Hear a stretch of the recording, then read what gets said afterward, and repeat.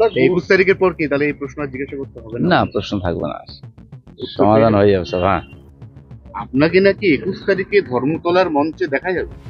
দেখা যাক, 21 তারিখে আসুক, এত বড় জল্পনার উত্তরে আপনার এই এক লাইন। দেখা যাক কি হয়, মানুষ কি জানতে চায় সে তো ঠিকই। দিলীপ ঘোষকে যেখানে কাজে লাগানোর কথা সেখানে দিলীপ ঘোষ যাবেন, দিলীপ ঘোষ অন্য কোথাও যাবেন না, যেতে পারবেন না, যায় তো যায় কাহা। 21শে জুলাই বড় চমক, দিলীপ ঘোষ কি এমন কোনো মন্তব্য করেছেন? যদি করে থাকেন তাহলে কেন করলেন? 21শে জুলাই ঠিক কি হতে চলেছে? আমরা প্রত্যেকেই জানি যে 21শে জুলাই তৃণমূল কংগ্রেসের শহীদ দিবস, আর এবার একটা বড় সড়ো চমক দিচ্ছেন দিলীপ ঘোষ, কারণ দিলীপ ঘোষ নাকি বলেছেন যে 21শে জুলাই বড় চমক আসতে চলেছে। এক কথায় বলতে গেলে রাজনীতির প্রসঙ্গে যারা মন্তব্য করেন, আলোচনা করেন, তারা বলতে পারেন যে বড় সড়ো বোমা ফাটিয়ে দিয়েছেন দিলীপ ঘোষ। কারণ এই দিলীপ ঘোষকে নিয়ে দীর্ঘদিন ধরে জল্পনা চলছে। দিলীপ ঘোষ নাকি পর্যাপ্ত যে পজিশন পাওয়ার কথা সেই পজিশন পাচ্ছেন না, দিলীপ ঘোষ নাকি যে গুরুত্ব পাওয়ার কথা সেই গুরুত্ব পাচ্ছেন না। নরেন্দ্র মোদী এসেছেন, অমিত শাহ এসেছেন, তাকে সভাতে দেখাও যায়নি। আবার যেদিন শ্রমিক ভট্টাচার্য রাজ্যের বিজেপি সভাপতি হিসেবে তিনি চিহ্নিত করা হলো, তাকে তার অভিষেক ঘটলো, সেদিনের মঞ্চেও শুভেন্দু অধিকারী ছিলেন, বাকি অনেক নেতা নেতৃত্বরা ছিলেন, কিন্তু দিলীপ ঘোষ সেদিন দুর্গাপুরে ছিলেন। তিনি বলেছেন তাকে নাকি ডাকাই হয়নি।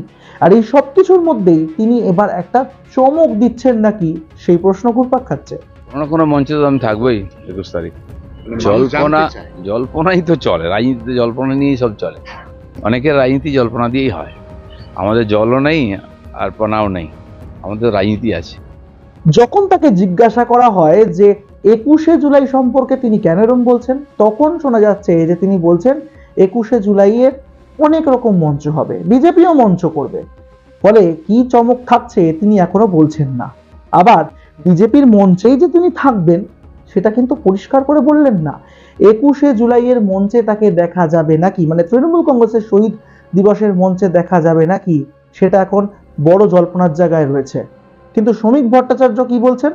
নবনির্বাচিত যে রাজ্য সভাপতি শ্রমিক ভট্টাচার্য বলছেন যায় তো যায় কাহা। দিলীপ ঘোষকে যথা সময়ে দল যেরকম দরকার সেভাবেই কাজে লাগাবে। দিলীপ ঘোষ কোথায় যাবেন? কোথাও যাবেন না। আর একই সঙ্গে যায় তো যায় কাহা এই কথাটাও তিনি কেন বলছেন সেটাও কিন্তু একটা প্রশ্নের বিষয়। মানে তিনি কি দল বদল করতে পারেন না? তাকে কি দল বদল করতে দেওয়া হবে না?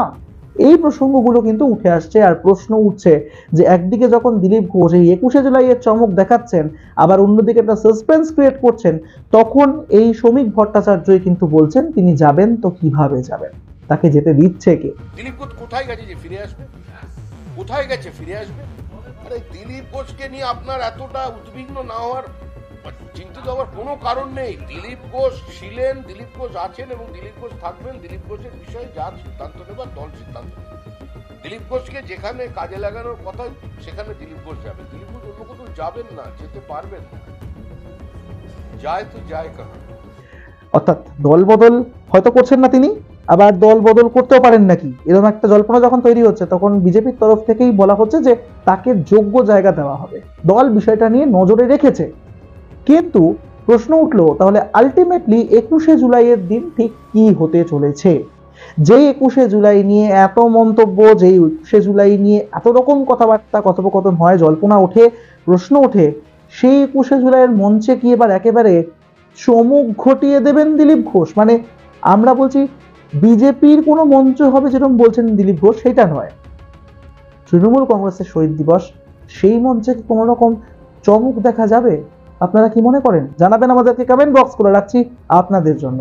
সাবস্ক্রাইব করতে ভুলবেন না আমাদের ইউটিউব চ্যানেল এক ঝলকে মিডিয়া।